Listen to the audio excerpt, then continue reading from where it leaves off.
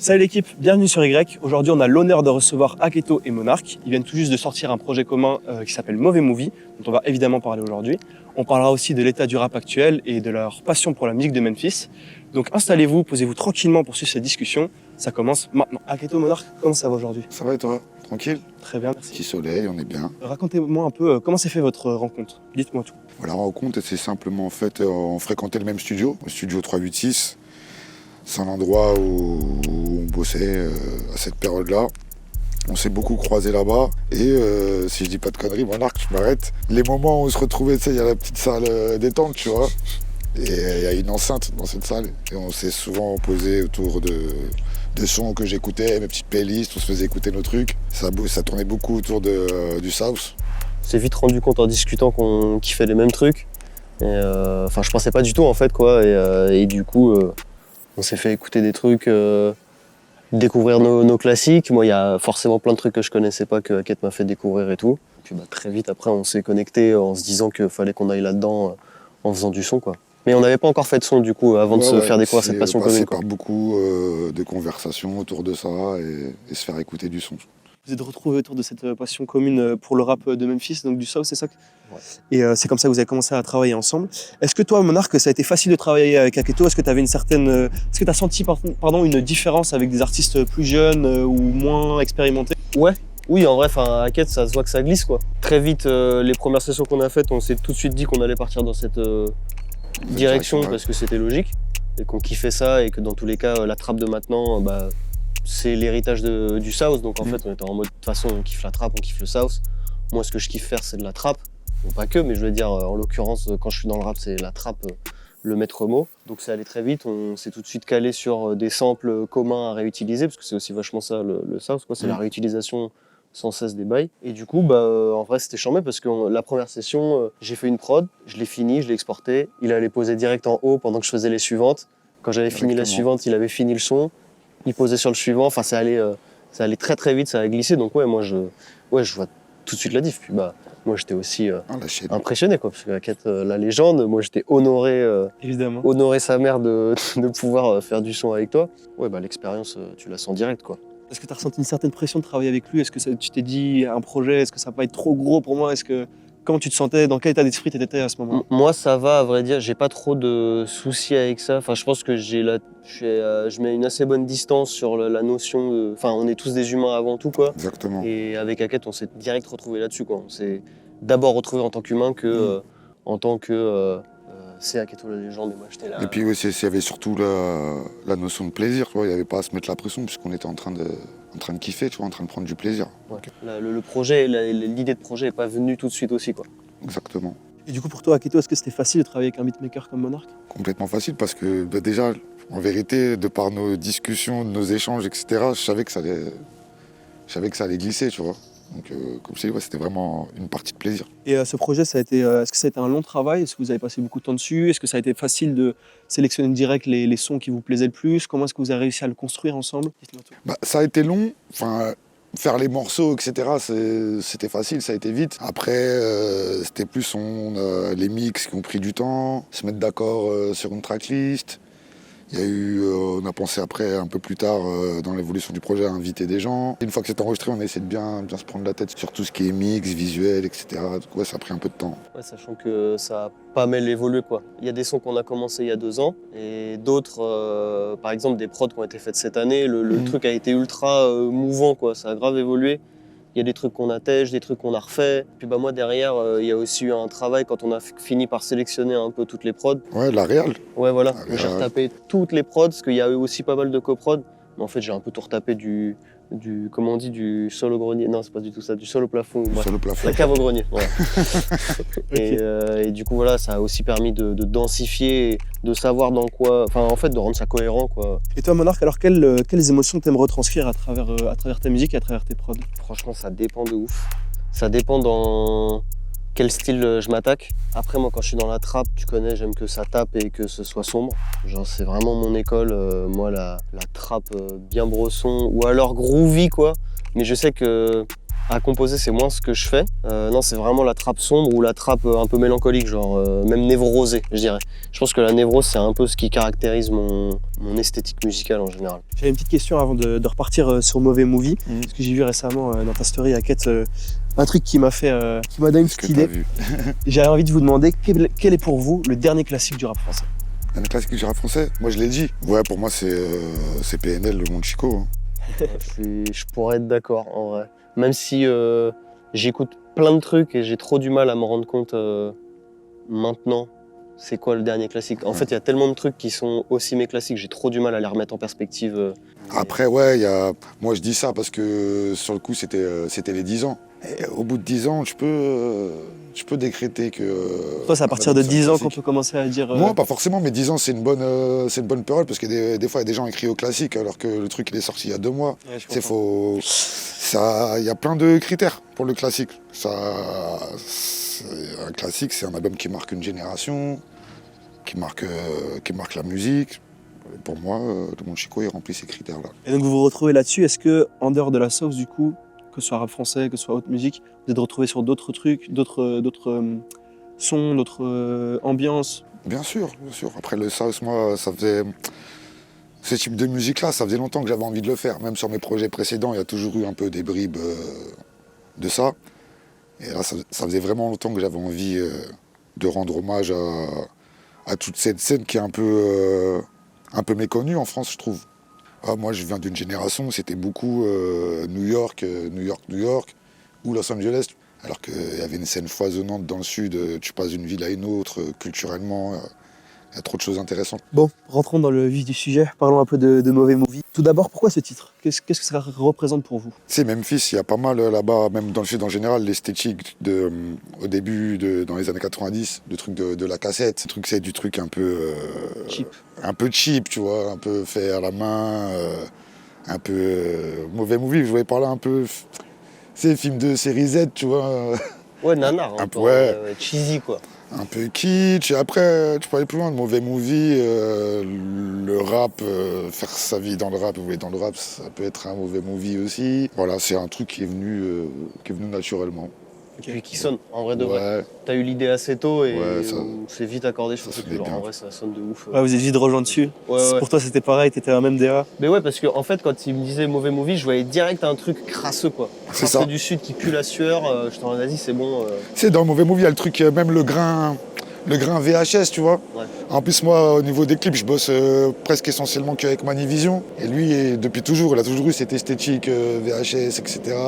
Du coup, comment ça a été de travailler ce projet musicalement, mais aussi en dehors, avec tout le côté de direction artistique, d'idées? Comment est-ce que vous êtes rejoints à deux sur toutes ces idées-là? Comment est-ce que vous avez construit on parle de la cassette, on parle du merch, on parle de la pochette. Comment est-ce que vous avez fait tout ça à deux? Par rapport à il y en a un qui amène une idée, on en discute. C'est se mettre d'accord. Des fois, on n'a pas toujours été d'accord, mais on essaie toujours de trouver le meilleur truc qui nous correspond. Et non, ça n'a pas été si compliqué que ça. Mais oui, voilà, ça a pas mal glissé parce que même sur l'esthétique globale, on s'est vite accordé sur le fait que quand on allait réaliser le projet, on allait se diriger vers une esthétique particulière. Notamment tout le délire d'utiliser vraiment 40 000 tags iconiques de la trap et du South, même d'Atlanta, des trucs comme ça. Tous les trucs de... En fait, ouais, c'est la musique qu'on a faite. De toute façon, on avait déjà le dessin dans la tête, tu vois. Ça a dicté le reste de manière assez fluide. En fait, on avait juste à puiser dans des codes et à les réinventer à notre sauce. Du coup, ça a été très fluide sur la manière dont... Enfin, pareil, le principe de faire une cassette, pareil, c'était assez logique dans l'idée, quoi. Et alors sur ce projet, vous avez invité des jeunes rappeurs français, mais aussi des rappeurs confirmés de Memphis et de Houston. Ouais. Comment est-ce que vous avez fait ces choix? Ouais, c'était surtout les tiens. Ouais, mais on en a discuté, bien On sûr. en a discuté, mais à chaque fois que t'avais une propale, moi j'étais en mode let's go, quoi. Genre, ça me Ok. parlait de fou. Moi, il y a quelque chose qui m'a beaucoup étonné à Keto, du coup, parce que j'entends que c'est tes choix, c'est ton intérêt vraiment pour ces jeunes artistes. Je pense à Acido, à 127M, qui pour moi est à peine connu. Moi, j'avais entendu un son avant. Sur mais- 27ème, ça vient de Monarch. Ouais, ça, Ah, pour le bah coup, voilà. c'est la seule. Ouais, non, mais trop chaud parce que c'est lui qui m'a soumis l'idée, je connaissais pas. Ok. Et justement, à ce moment-là, on discutait de ça serait bien qu'on invite, Ok. qu'on rajoute des invités au projet. Lui, il m'a dit, ouais, écoute, ce gars-là et tout. J'ai accroché direct, et de manière assez simple. Hein.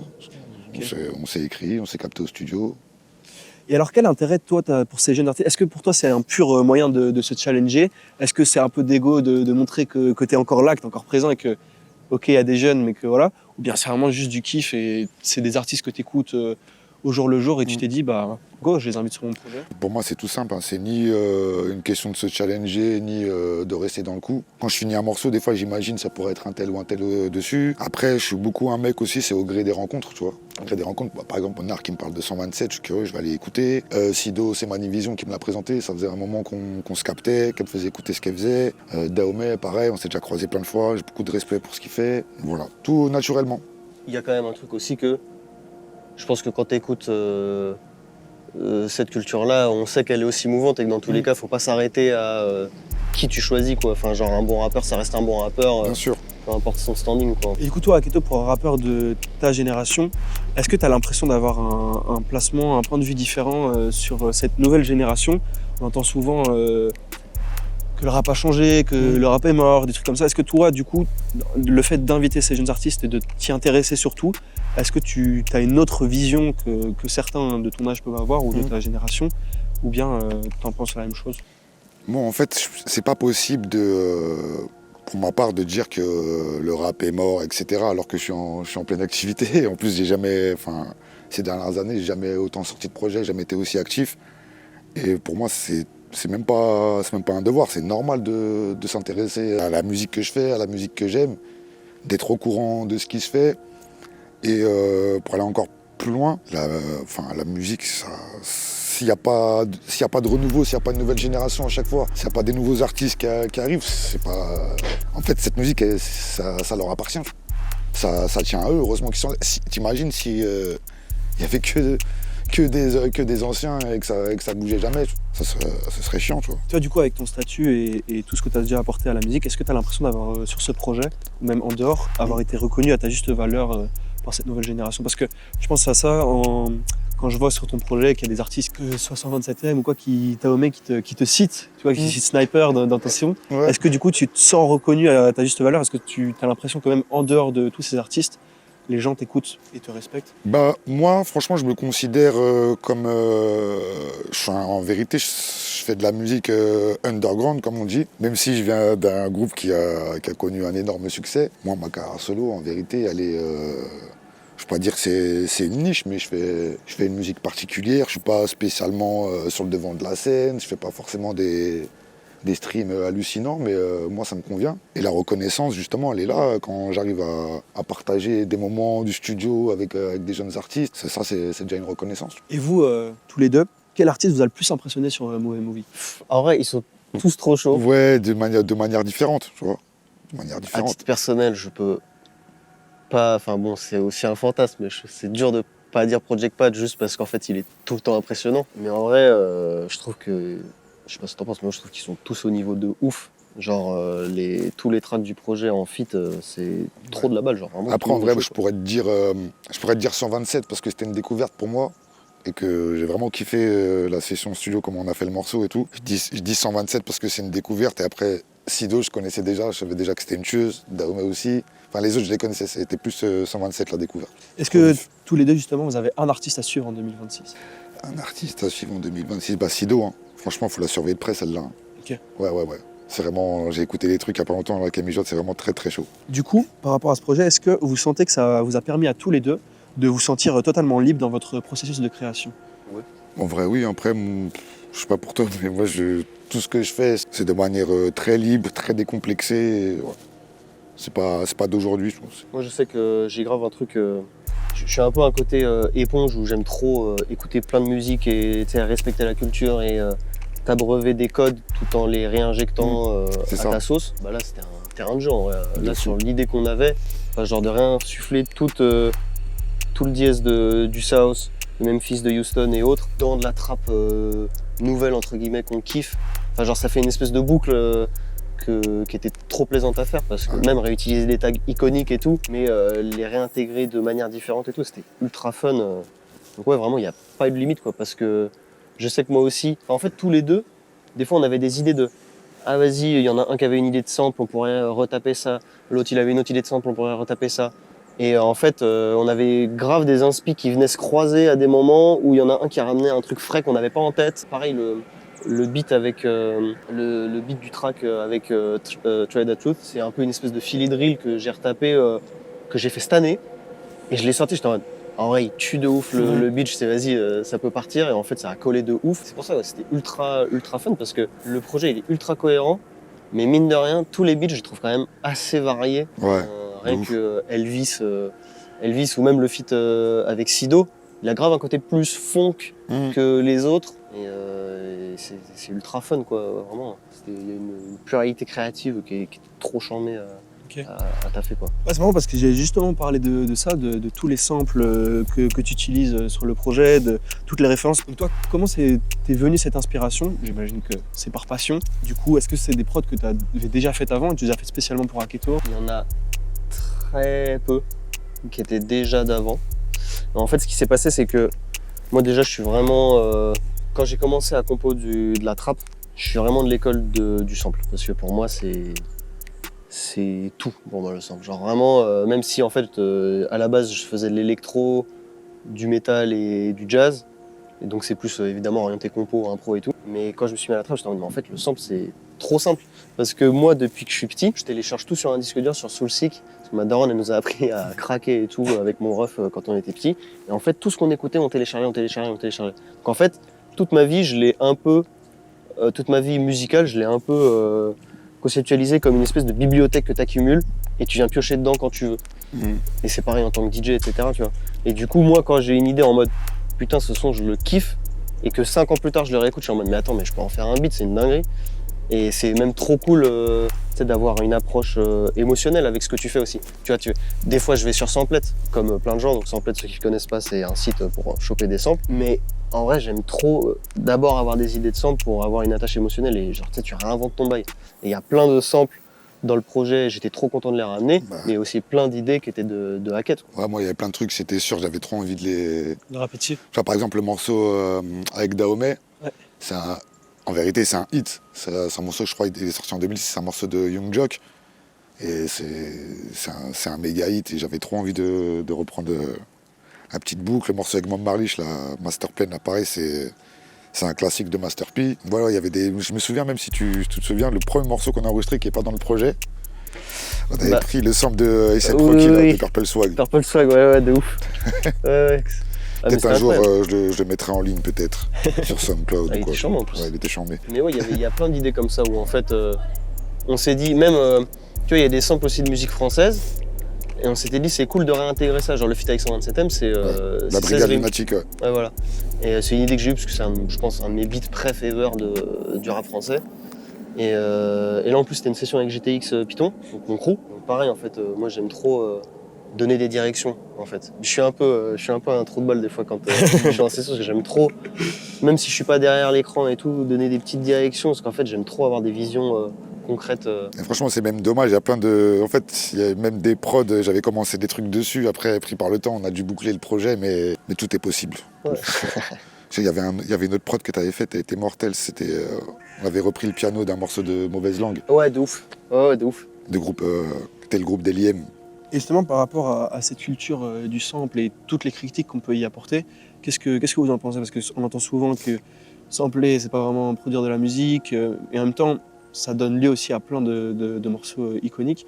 Donc, qu'est-ce que vous pensez de tout ça et de votre utilisation du sample? Déjà, le sample, ça va. Le rap, ça arrive avec ça de toute façon. C'est indissociable du rap, le sample. Après, c'est vrai que beaucoup de beatmakers qui font que de la compo, ça tue aussi, mais le sample, pour moi, c'est indissociable du rap, c'est une manière de refaire vivre des morceaux, de rendre hommage, c'est presque même de la transmission. Ouais, c'est de la réinvention de culture. Genre. Moi par exemple quand j'étais plus jeune, les morceaux de rap que j'écoutais, j'ai découvert plus tard que c'était samplé sur tel morceau de soul ou de funk et tout. Tu te cultives à travers ça.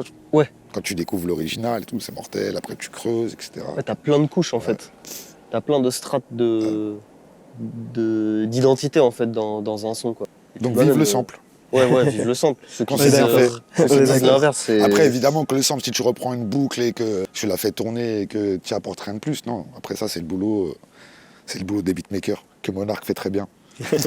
Alors, dans Mauvais Movie, il y a un titre éponyme de votre projet. Aketo, tu parles du rap actuel et tu as des mots quand même assez durs. Tu le traites de pop urbaine, etc. Qu'est-ce que tu en penses réellement? Est-ce que toi, Monarch, tu le rejoins sur ce point de vue en tant que beatmaker? Après, ce que je dis dans le morceau aussi, que le rap se fait appeler pop urbaine. C'est ça. Après, tu sais, des fois, dans des morceaux, t'envoies des... J'aime bien, le rap, c'est ça aussi. Il faut que ça soit un peu piquant, un peu acide de temps en temps, tu vois. Et c'est sûr que pour un amoureux du rap comme moi, ça, ouais, évidemment que ça me fait chier que le rap, ça se fasse appeler pop urbaine. C'est pas de la pop urbaine, le rap. Et puis même urbain, ça veut rien dire. Ouais, et puis ouais, le terme urbain, c'est horrible, tu vois. C'est limite... C'est dégradant. c'est dégradant. Moi, je suis d'accord là-dessus. Enfin, je te rejoins de ouf. Je kiffe le fait que le rap évolue parce que, en vrai, toutes les cultures, elles sont bonnes à évoluer. Et parce que, vas-y, on n'est pas conservateur dans notre culture, quoi. Parce que sinon, c'est comme ça que tu l'enfermes et Bien que sûr. tu la fais pas vivre. Mais oui, il y en a qui veulent absolument donner des étiquettes, en fait, aussi aux choses. C'est ça qui est... Alors que dans l'art, souvent, tu t'en fous, c'est de ressentir, tu vois. Savoir que c'est telle ou telle étiquette. En vrai, ça fait bander que les twittos, tu vois, on s'en branle en vrai, sur le papier. L'idée, c'est juste de faire vivre la culture et de savoir aussi donner la lumière aux bonnes personnes qui sont pas là juste par récupération, par intérêt. Moi, ça a été mon cas, par exemple. Genre, je suis super content d'avoir intégré le rap, alors que culturellement, j'ai pas grandi là-dedans. Mais faire ses armes et faire sa culture et rendre hommage à ça, je me suis rendu compte, enfin, j'étais fier, en fait, d'avoir pu légitimer ma place. Et... C'est ça qui est fort avec le rap. Le rap, c'est pour tout le monde, en fait. Pour moi, c'est une des seules cultures. T'arrives avec ce que t'es, avec ton bagage, et tout le monde peut faire du rap. Écoute, dans ce morceau, tu soulèves des questions intéressantes.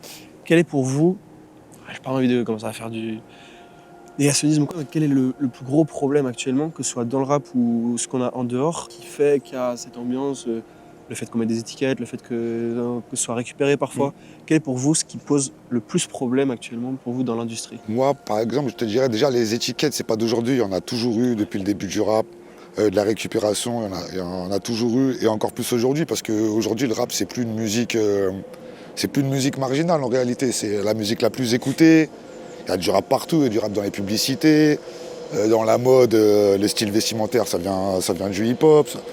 La récup, là, elle n'a jamais été aussi importante. Après, moi, je dirais que, de mon point de vue, c'est les médias. Les médias, de manière générale, je dis pas tous, évidemment, tu vois. Mais j'ai l'impression qu'on voit toujours les mêmes. Que quand on parle, on est plus sur des gossips que... les gossips, les chiffres, on parle même pas. Il n'y a plus de chroniques, par exemple. Avant, moi, j'aimais bien... Tu vois, décortiquer un disque, voilà, la critique constructive. Aujourd'hui, c'est directement, au bout de 2 jours, il a fait tant de streams. Un article, ils vont seulement dire, ouais, il y a tel invité. Et puis, j'ai l'impression que c'est souvent les mêmes, tu vois. Ouais. C'est plus assez profond pour toi, que ce soit dans l'analyse et dans la réception du public? Après, il y a des gens qui font ce travail-là, mais c'est pas ce qu'on voit, tu vois. Pour moi, tous les gros médias qu'il y a, c'est toujours, on voit toujours les mêmes. Il n'y a pas de vraie analyse, tu vois. Ouais, ça, en fait, c'est genre la capitalisation de la culture, tu vois, c'est le fast-food des news, en fait. Genre, il y a de plus en plus d'enseignes, donc de médias, qui veulent chacun avoir leur bout de pain, se démarquer, donc en fait, ils vont soit diguer de plus en plus, mais faire juste 50 tweets de 2 lignes, juste pour dire que ce projet est bien, et pas avoir un truc profond de pourquoi c'est bien, pourquoi c'est important, etc. Enfin, ouais, c'est ça, c'est le manque de profondeur, en fait, sur la culture, et en plus il y a tellement de plus en plus de contenu en fait culturel que les médias servent plus à grand chose à part être le média en plus qui va donner un bon score à tel projet et te convaincre de l'écouter. Je suis en mode frérot, va écouter toi-même, tu vois. C'est ça, et puis ça laisse sur le côté plein de petits artistes indés qui sont forts et qui ont pas de visibilité, tu vois. C'est dommage parce que moi je considère que c'est le boulot des médias aussi de creuser, de dénicher des mecs intéressants. Parce que les gros qui arrivent avec des grosses machines, des majors et tout, c'est bon. Ils sont identifiés, tu vois. C'est sûr qu'ils vont avoir un plan promo, et ça va bien se passer. Mais on a besoin de gens qui défrichent, tu vois. Il y a des gens qui méritent d'être écoutés. Tu vois, par exemple, là, vas-y, je vais faire l'ancien, tu vois. Par exemple, avant, le boulot des DJ, tu vois, le principe de la mixtape, t'avais des gros DJ comme Cut Killer ou comme Posca ou quoi. Ils sortaient une mixtape, c'était des mix de rap américain, et t'avais tout le temps, ils te ramenaient un nouveau rappeur qui venait faire un freestyle sur la cassette ou où il mettait un morceau de lui. Et du coup, tu découvrais des nouvelles têtes comme ça, tu vois. Okay. En fait, Aujourd'hui, je vois moins ce truc-là. Ouais, non, mais oui, de ouf. En fait, il y a moins de prise de risque en vrai. Bah. En France, en tout cas. Genre, il y a un vrai truc où le principe des étiquettes, en tout cas dans le rap, vu que c'est devenu mainstream, maintenant tu sens que les maisons de disques et enfin le fonctionnement du bail, c'est vraiment faut que ça marche. C'est ça. Du coup, Et ça enlève la prise de risque. Tu vois. Moi, par exemple, tu vois ce que je te disais par rapport aux DJ qui faisaient découvrir des têtes. Moi, je suis pas DJ, mais c'est un truc, pour revenir à ce qu'on disait tout à l'heure sur les invités, ça, c'est un truc, moi, ça me fait kiffer de faire ça, tu vois, de faire un projet et d'inviter, vas-y, un 127M, une Sido. Je dis pas qu'en étant sur mon projet, ils vont avoir une lumière, une visibilité de ouf, mais c'est ma manière de contribuer, tu vois. Plutôt que je pourrais inviter des grosses têtes, et bien sûr que ça me ferait plaisir aussi, tu vois, pour mon plaisir personnel, mais c'est bien de faire découvrir. Ah, moi, je rejoins totalement sur t'en parlais, la capitalisation un peu de l'industrie et de comment toutes les choses vont très vite, on a besoin de très vite passer à autre chose. Mais du coup, est-ce que vous n'avez pas l'impression qu'il y a un travail aussi à faire au niveau du public? Parce que moi, j'ai l'impression qu'aujourd'hui, Je suis d'accord. il y a encore beaucoup de passionnés de rap qui vont aller chercher, qui vont les diguer, mais tu as aussi une grosse partie qui, du coup, un peu à l'image de l'industrie, vont que s'attacher à des trucs très gros, vont s'attacher à des trucs qui, au bout de 2 semaines, seront oubliés. Est-ce que vous pensez pas qu'il y a un truc à faire au niveau du public et un peu une sorte peut-être de révolte ou quoi? C'est pour ça que je te parlais des médias qui sont un peu plus responsables. Le public, en fait, moi, je dirais que c'est pas spécialement de leur faute. Le public, il est là, il est habitué. Les médias, ils mettent en avant tels artistes. Et même, il y a tellement de trucs qui sortent. Tu sais, quand t'es un simple auditeur, c'est dur de... Faut avoir le temps quand même de... Ouais. Tu vois, De ouf. on n'est pas tous des geeks, on n'a pas tous le temps de... Le public, il prend ce qu'on lui met à disposition, tu vois. Ouais, et puis ma take, c'est aussi que c'est lié avec les concerts, où en fait, on met justement aussi vachement les trucs qui marchent, et les soirées tournent un peu en boucle, quoi. Enfin, en dehors de Paris, bon, moi ça fait pas longtemps que j'habite à Paris, mais en dehors de Paris, j'ai quand même l'impression que moi je viens de Angers à la base, bon, c'est mort, et en fait, c'est toujours les mêmes trucs en boucle, tu vois, c'est les trends en fait. Angers, c'est devenu le terreau de l'art techno. Je suis dans l'électro, j'adore plein de trucs. L'art techno, c'est un fléau, je trouve. Mais ça se retrouve dans plein de choses, en fait. Où c'est tout con, mais il y a par exemple, il y a au final peu d'artistes qui font des boules noires, par exemple, qui sont des super salles pour commencer et avoir une bonne lumière. Et pour moi, pareil, il y a plein de médias qui essaient de s'accaparer à faire des soirées qui marchent, à avoir les underground, mais qui marchent un petit peu. Enfin, toujours cette espèce de plafond de verre entre... Faut pas que ce soit trop gros parce que déjà ça coûte super cher d'avoir des artistes. Tout devient plus cher aussi en termes d'organisation, d'événements et tout. Et en même temps, faut pas que ce soit non plus trop niche parce que du coup, personne va venir.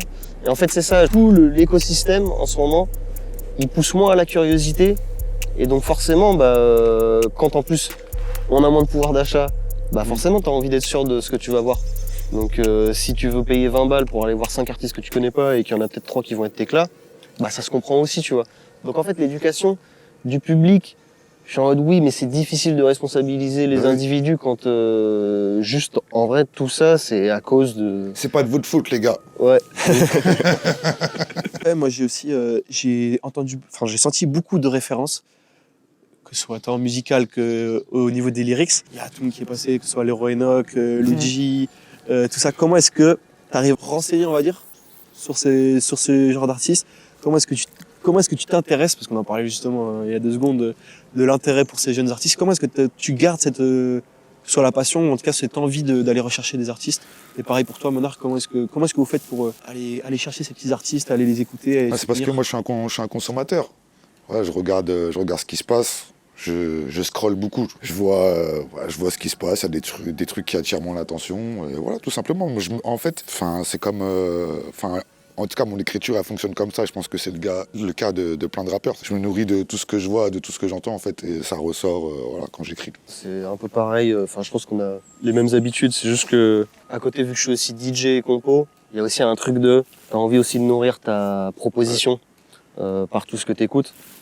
Et vu que dans ma famille, on m'a toujours poussé à être curieux, pas que musicalement, culturellement aussi, j'ai un peu cette espèce de syndrome à toujours vouloir écouter plein de nouvelles choses, me nourrir. Bon, le problème, c'est que du coup, il y a peu de choses que je réécoute, même si je m'y force un peu plus maintenant. Mais mon disque dur, il s'accumule. J'ai genre 2 téras de musique où tout ce que j'écoute, j'ai un titre liké sur un album, je le télécharge et ça se trouve, il y a des albums que j'écouterai jamais.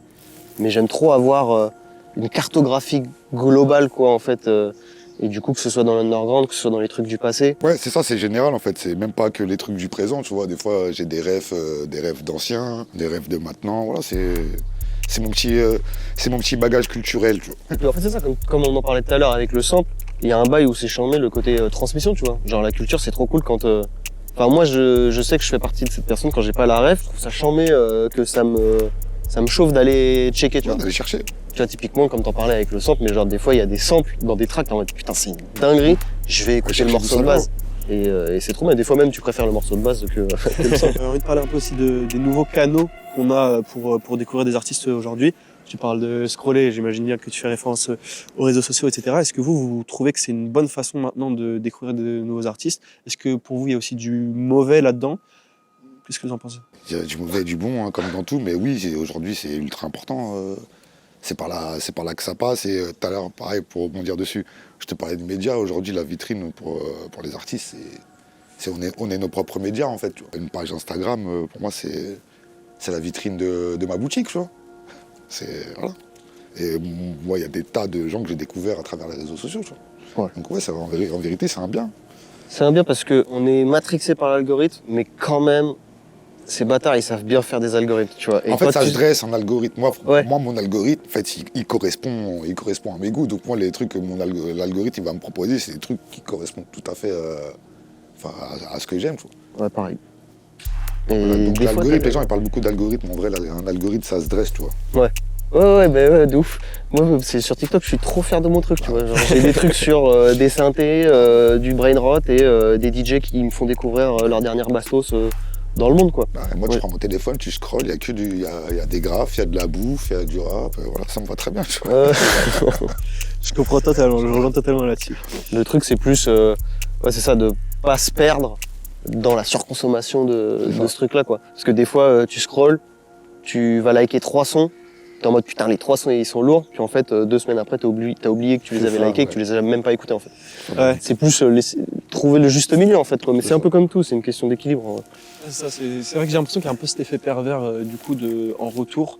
Bah, il y a certains qui peuvent être trop vite dans le truc, trop vite oublier, trop vite passer à autre chose, trop vite faire ça. Et c'est vrai que ça peut avoir un côté néfaste. C'est pour ça qu'on en parle beaucoup aussi aujourd'hui. J'ai l'impression que la place des réseaux sociaux, la place de tout ce qui est marketing digital, on en parle beaucoup dans la musique parce que ça inquiète certains et d'autres sont à fond là-dessus. Et c'est pour ça que après, il y a un juste milieu. Moi, je aussi. trouve pas ça spécialement inquiétant. Pour moi, c'est un outil. Okay. C'est un outil, tout dépend de l'utilisation que tu en fais. Après, il y a aussi la musique, ça se passe sur scène aussi, tu vois. Ouais. Et c'est souvent l'heure de vérité, tu vois. Ça, des fois, ce qui se passe sur les réseaux sociaux, ça peut cartonner, mais ça se traduit pas forcément sur scène, tu vois. Ouais. Il y en a qui... Et ça, c'est des vrais êtres humains qui vont venir, tu vois. Aketo, toi, depuis 2021, j'ai l'impression que tu t'essayes à plusieurs styles, que dans tes projets, à chaque fois, c'était très, très marqué. Est-ce qu'aujourd'hui, là, de faire de la sauce sur Mauvais Movie avec Monarch, t'as l'impression de t'être reconnecté ou retrouvé, en tout cas, à ce qui te plaisait vraiment et à faire la musique qui te plaisait vraiment? Franchement, tout ce que j'ai fait, ça m'a plu. Là, ce projet-là, c'est plus moi, je dirais, c'est un aboutissement parce que j'ai toujours voulu le faire. Et comme je te disais, il y a toujours eu des bribes de house music dans mes autres projets. Et après, sur les projets d'avant, j'ai toujours aimé déjà, j'aime bien collaborer avec un seul beatmaker. Pour moi, c'est pas mon projet solo, c'est comme un groupe, tu vois. Et moi, j'aime bien ce truc-là de partage. Et moi, chaque projet, c'est une expérience, en fait. Par exemple, le projet d'avant, c'était Ken Famous Louis, c'était... je saurais pas quelle étiquette mettre, tu vois. Ah oui, ouais, ça sonne un peu électro, des trucs un peu influence house, etc. Mais ça m'a plu de le faire, tu vois. Non, chaque projet, là, c'est pas spécialement un retour à quelque chose que j'aime, parce que chaque projet, je me régale, en fait. Parlons maintenant un peu de ce qui vous passionne, tous les deux, sur ce quoi vous vous retrouvez. Comment est-ce que vous expliqueriez ce que c'est la house music, la Memphis music, à quelqu'un qui s'y connaît pas du tout? Bah, c'est large, hein. Quand on dit South, c'est vrai qu'on dit le terme South, peut-être que les gens ils captent pas, mais c'est le sud des États-Unis, grosso modo, Texas, le Texas, le Tennessee, la Louisiane, voilà, tout ce qui est dans le sud. Vous allez voir, en gros, Atlanta, Houston, Memphis... La Georgie, la Floride. Ouais. Faut pas définir tout, parce que chaque État là qu'on a cité, ils ont tous un style différent. Il y a des choses qui se rejoignent, mais ils ont chacun leur identité. Et c'est ça qui est intéressant. Moi, ce qui m'a attiré dans la musique du Sud, c'est ce truc un peu régional. Tu vois, c'est les spécialités régionales. Ils sonnent pas comme New York, ils sonnent pas comme Los Angeles, les mecs de Houston, ils sonnent pas comme les mecs de Memphis, qui sonnent pas comme les mecs de Louisiane. Ils ont chacun leur particularité. Et puis c'est ultra franc, quoi, en fait. Ouais. Il y a un truc de... Ils s'en battent les couilles, mais c'est pas pour autant qu'ils font pas ça sérieusement. Et du coup... C'est décomplexé. Et il y a même, ce qui est intéressant, c'est même l'héritage culturel, historique de ces villes-là, tu vois. Par exemple, la Louisiane, c'est connu pour le carnaval. Et tu sais, ce côté carnaval, etc., il est présent dans le rap, tu vois. Même toute la culture vaudou, caribéenne C'est aussi, ça, tu vois. genre c'est ultra intéressant. Tu vois, Memphis, c'est quand même aussi, c'est un terreau tu vois, du blues, tu vois, de plein de choses. Martin Luther King s'est fait assassiner à Memphis, tu vois. Je sais que c'est un truc qui a marqué la ville. Il y a trop de choses intéressantes. Même au-delà du rap, culturellement, c'est trop intéressant. Parce que ça... En fait, c'est surtout ce qui est intéressant, c'est qu'on se rend compte que le South, c'est un peu le terreau, enfin ce qui a constitué le squelette de la musique de maintenant. D'aujourd'hui, c'est dominant, tu vois. C'est ça, mais en fait, le côté décomplexé, fun, qui est venu notamment... Enfin, il y a eu la Crank, il y a eu... et puis même tout le côté, toute la musique de Houston avec DJ Screw et tout, les trucs ultra lents, ultra de mecs fonce-dé. À New York, il n'y avait pas de musique de fonce-dé vraiment, quoi. Enfin, genre, c'est rare, quoi. Là, c'est vraiment de la musique de fonce-dé pour rider et tout qui se mélange là-bas, cette espèce de terreau. Ça crée un truc ultra crade, mais qui a une vraie identité, quoi. Enfin, moi, à titre personnel, je sais que c'est ma scène préférée parce que c'est celle qui est, à mes yeux, la plus radicale, quoi. Ouais, c'est créatif, tu vois. Et puis même, ça influence. C'est le rap de ces 15-20 dernières années, mondialement, ça vient de là-bas. Ouais, et aussi, quand même, c'est que dans le Sud, il y a vachement la culture du club. Et que, en vrai de vrai, la musique de maintenant, enfin, genre, l'électro, c'est une musique noire, le rap, c'est une musique noire, le blues, c'est une musique noire. Il y a tout un truc où, en fait, c'est un terreau commun où tout s'est un peu mélangé. La ghetto tech, tout ce qui va être ghetto tech, tout ce qui va être Miami bass, tous ces trucs-là. C'est ultra intéressant parce qu'en fait, tu te rends compte que tout c'est un peu lié et c'est ultra créatif, en fait. C'est vraiment, dans le South, ça a été beaucoup de choses de personnes qui ont juste réinventé leur culture, qui ont assumé, comme tu disais, leur héritage régionaux, leur culture et tout, mais en emmenant ça à un niveau plus puissant, plus gonflé, en fait. C'est gonflé de ouf, en fait, je trouve, le South. Même le truc, tu vois, il y a des gens qui sont réfractaires à ça, mais tu sais, le truc d'en faire des caisses, l'outrance, le bling-bling et tout, c'est comme ça a l'air débile, mais en vrai, c'est des endroits très pauvres aussi, tu vois. Okay. Donc dans ces endroits-là, quand t'es un nouveau riche, t'en fais des caisses, et tout ça, ça s'explique. Et d'ailleurs, si j'ai un petit conseil lecture à vous donner, il y a un livre qui est sorti il y a pas longtemps là, c'est un poteau qui a fait ça, c'est un livre qui s'appelle Dirty South. Et c'est très bien expliqué. Et même historiquement, c'est expliqué par ville et tout, l'héritage de la ville, c'est trop intéressant. C'est mon petit conseil lecture, les amis. Et du coup, au niveau de la musique, comment est-ce que vous direz qu'on reconnaît un son de la sauce? Si vous deviez l'expliquer comme ça. Il y a c'est tellement différent d'une ville à une autre. Tu sais, il y a ce truc typique qui est des charlets qui courent, tu vois. Des charlets un peu accélérés. Bah, les machines. Les 808, tu vois, déjà les basses, tu vois. Ouais, ultra vrombissant. C'est ultra. Enfin, la basse, tout le terreau de la bass music actuelle, il trouve une partie de son héritage dans ça, quoi. Enfin, genre, quand t'écoutes des sons d'il y a 30 ans, enfin, c'est de la trappe, mais il y a 30 ans, en fait. Même DJ Spanish Fly, c'est déjà de la basse qui sature tout le reste. C'est trop puissant. Enfin, genre, je pense que c'est vraiment le côté. Même, il y a plein de prods. Il n'y a pas d'aigu dans les beats. C'est ultra crunchy, c'est ultra renfermé. Tu sens le côté cassette, bande réutilisée. On parle de Dirty South parce qu'en vrai, le mot dirty, il est ultra connoté. Enfin, c'est vraiment ça, quoi. C'est du son crado, quoi, de cave, en vrai.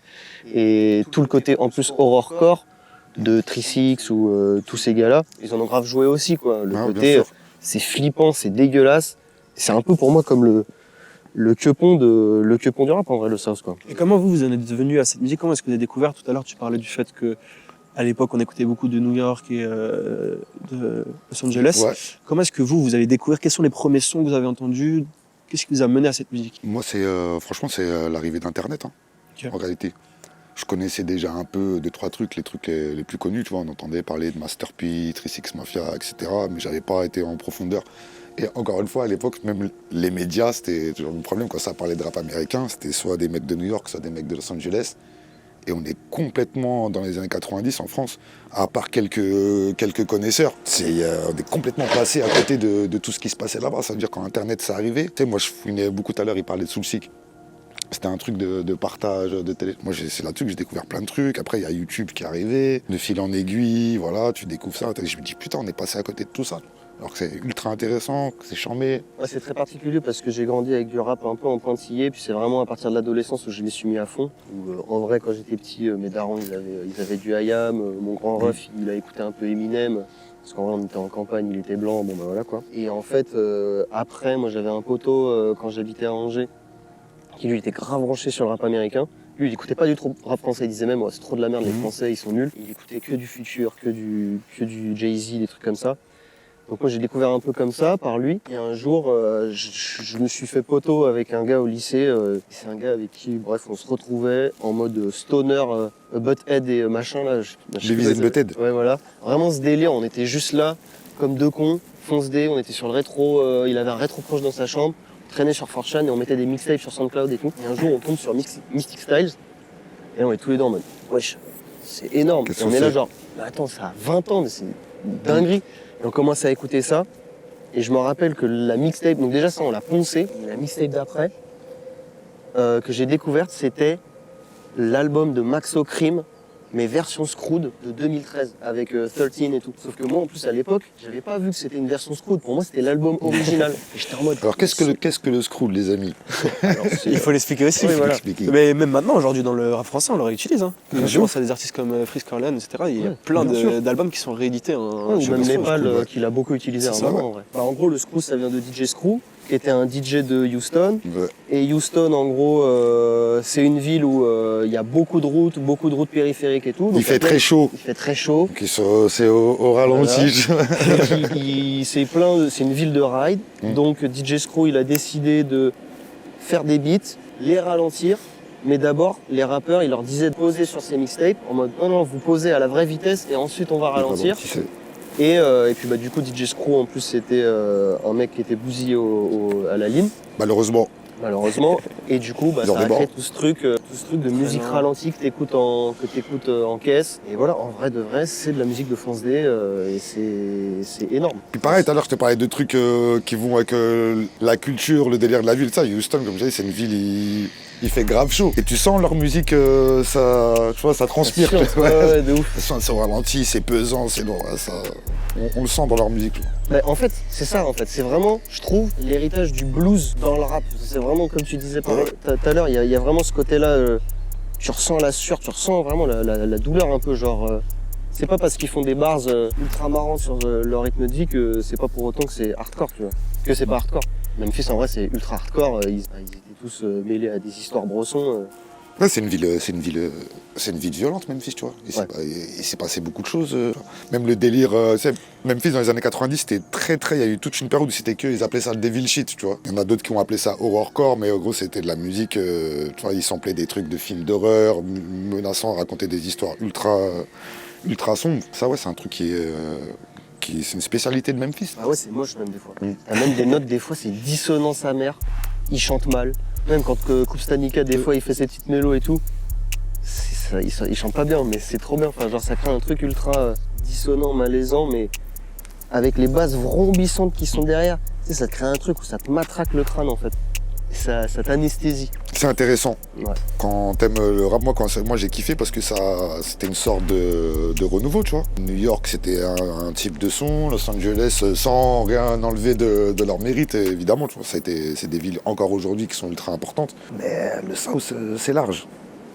C'est large. Ils ont apporté quelque chose. Et d'ailleurs, voilà, comme je te disais, c'est le truc dominant aujourd'hui, tu vois. Ouais. Dans le rap mondial, tu vois, même en France. Il y a même plein de gens qui font cette musique, que ce soit des beatmakers ou des rappeurs, qui ignorent tout ça, tu vois. Ouais. Juste parce que c'est rentré dans l'inconscient collectif. Et du coup, vous, s'il y avait un projet ou un artiste à recommander pour découvrir ce qu'est la house music, quel est votre artiste à vous que vous conseillerez? Il n'y en a pas qu'un, il faudrait en citer un par état, tu vois. Ouais, tout un écosystème, en vrai. Pour Memphis, idéalement, même si c'est pas les seuls, je pense que 3 6 Mafia, c'est par là qu'il faut passer. Surtout que Trisix, il y a eu beaucoup de passages et plein d'artistes emblématiques qui sont dedans. Mais à partir de là, ouais, après, il y a plein de trucs à découvrir. Après, pour le Texas, il y a UGK, tu vois, Ouais, que je recommande. ouf. La Louisiane, c'est quand même Nouvelle-Orléans. T'as Lil Wayne qui est de là-bas, qui a des plus gros rappeurs de l'histoire, tu vois. Exactement. Si c'est le plus gros. Si c'était le plus gros, enfin le plus gros, le meilleur en tout cas. Il y Il y a a Master P. ouais. Ah bon. Ok. Sea Murder, des gars comme As, 8Ball. Tu vois, par exemple, A$AP Rocky, c'est un New-Yorkais. C'est un mec d'Harlem. Quand il est arrivé, c'était complètement Texas. Ouais, Complètement. Et il a. Toi, ça aussi, même ça a été un renouveau pour New York, tu vois, de puiser là-dedans.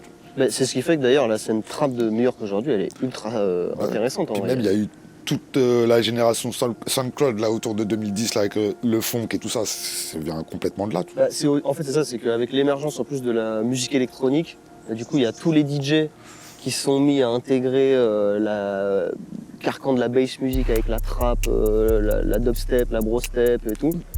Et du coup, il y a aussi un renouveau des productions.